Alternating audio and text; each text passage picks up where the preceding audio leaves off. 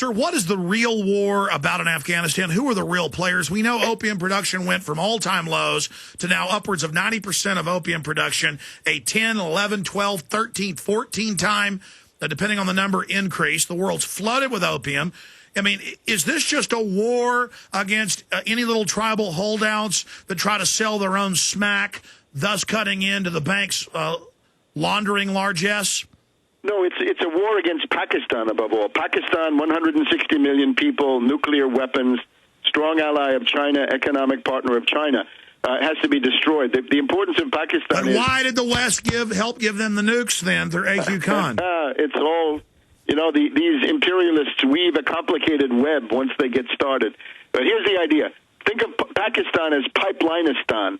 Pipelinistan goes from Iran. No, I mean, you hold Central Asia, as Brzezinski said. You can project power everywhere. But I'm talking about economically right now. Isn't the $500 billion in smack leveraged to $5 trillion a year quite a juicy plum? It is, but this is not the main object as far as I can see. The object is to prevent pipelines from being built from the Iranian oil and natural gas fields across Pakistan, over the Himalayas, near K2, up there, and into China.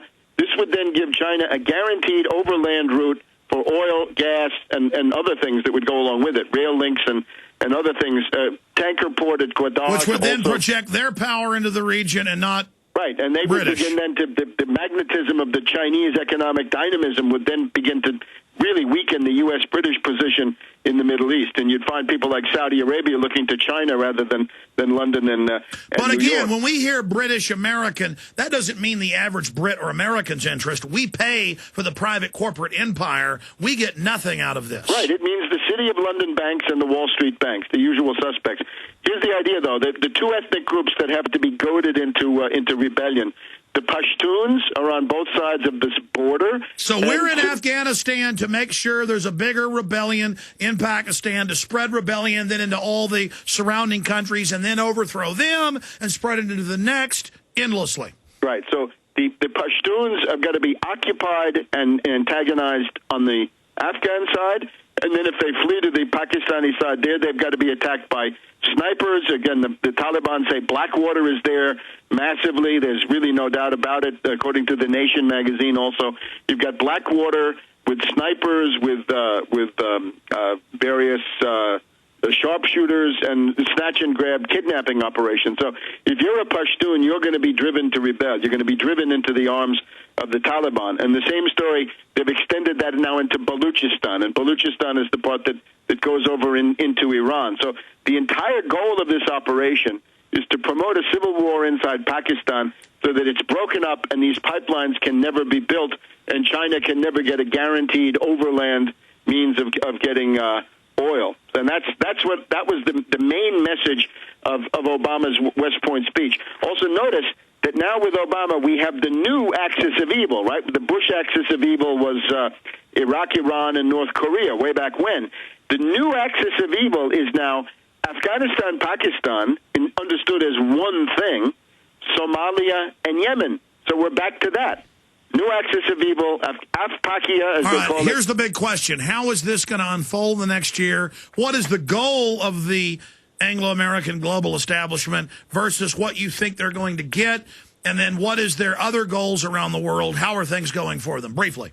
Well, I think the dominant mood in Wall Street and London is desperation. You saw that this large Austrian bank, Hypo Alpe Adria, went bankrupt, 40 billion euros. And now you've got this entire group of countries on the verge of sovereign default. In other words, state bankruptcy. It's the so-called PIGS group. Portugal, Ireland, Italy, Greece, Spain. And Greece seems to be the most immediate of that group. So the idea is that the Greeks would try to auction some of their state bonds, and nobody would come. That could happen to the U.S. Right now, the euro, because of these complications, the euro is collapsing faster than the dollar. So the dollar has had a little bit of a reprieve in terms of the value of the dollar. Right, the euro has been been going down, and that has kind of masked the weakness of the dollar. But of course, we know over here we've got the commercial real estate crisis. Those $1 trillion or more or less $1 trillion of commercial real estate leases and other things that come up, and a lot of that will go into default. So that's going to be another burden on the banking system.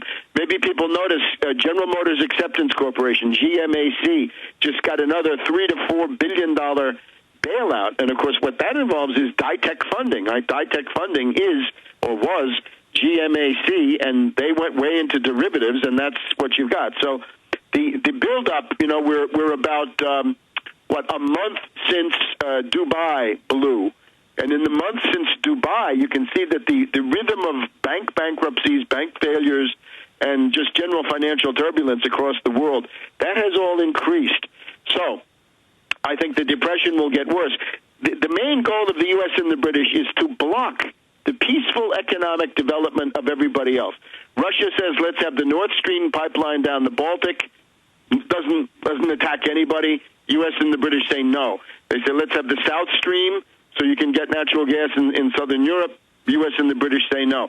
And in the meantime, look at China, right? They've got this fantastic high-speed rail from Canton, Guangzhou, up to Wuhan. So it's 1,000 kilometers, about, 600 miles. But we're not allowed to have that here because we have No. these Malthusian post-industrialists who openly say they want carbon taxes to put us into the Stone Age so they can make us more manageable. They want everyone living in mud huts with loincloths but themselves up in their high-tech palaces. I mean, these are the worst, most greedy control freaks ever known. Right, and I would suggest we need a stimulus. I mean, the U.S. economy is going to need massive stimulus, but let's make it a real stimulus.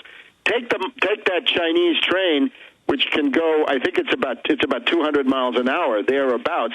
We could do better than that. We could get up to 300, maybe 400 miles an hour. Not allowed to. With maglev, but we could build a New York to San Francisco transcontinental maglev that would really compete with No, airliners. instead the Maybe globalists stopping in want to Chicago harass and people Denver. into not traveling. They don't. That's the problem. They want us living in slums while they live in palaces, literally walking on platinum-paved streets. Right, and that of course then poses the question of some kind of independent political organization. If you look at what's happening, the leftists generally were completely duped by Obama in 2007, 2008. And I'm afraid the people going to the Tea Party rallies have now been duped by Dick Armey and the Republicans in Congress, because when these Tea Party people come to Washington, D.C., all they get are corporate, globalist, pro-Federal Reserve Republicans, right? There's no Ron Paul. That's right. They're told you defeat the New World Order by the banks ruling everything, and we've got to attack some more brown people. That's how you really rebel. And Obama's not attacking enough countries, and we need more body scanners. And just a year ago, it was, yay, anti-New World Order, down with the private Federal Reserve. Now it's, give the bankers more power, body scan me, I'm conservative. Yes, and you can see, again, if the Tea Party management had been honest, you would have had Puma Democrats. You could have had conservative Democrats who were anti-Obama.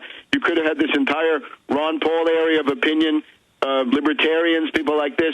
You could have had some anti-war people. Why not? But no, automatically they've got to be warmongers and pro-Federal Reserve and essentially, follow the Republican congressional leadership. So a lot of the people who go to the Tea Parties tell themselves that this is not controlled by the Republican Party, but in reality it seems to be pretty much controlled. Well, Webster, in closing, I want you to have a great 2010. Do you not agree with me, though? I want to see if you do. I have no idea. If the worm is turning, the pendulum is beginning to stop and go back in our direction towards liberty, freedom. It's always darkest before the dawn, but I really do see that there is a mass awakening. And even if they try to hijack the resistance, that works for a shorter and shorter periods now, and that the jig really is up, and that we are on the edge of massive change, and that all of us being involved now can really have a chance in shaping the future destiny of humanity. Yes, I would agree with that. I mean, certainly, if you look just at this narrow question of false flag terrorism, this is wearing very thin. In other words, I think for a lot of people, the idea that the famous now Umar Farouk Mutalab, that this character is somebody on a mission. In other words, he is a protected patsy. And we've got scores of mainstream news articles now saying, why is the government lying? Obvious now for a lot of people. Yeah. But here's the thing. What you see again with the Obama campaign in one way, and now the takeover of the Tea Parties by the Republicans. If you don't have some independent form of organization, you will fall prey and you will be used by the other gang. How about the Republicans in 2012? General Petraeus, Mitt Romney ticket. I think if we don't do something organizationally, we're going to be faced with General Petraeus. Webster, great job. We will see you next year, my friend. Well, you know what? Come back and talk about Petraeus. That's important. Happy New Year to all.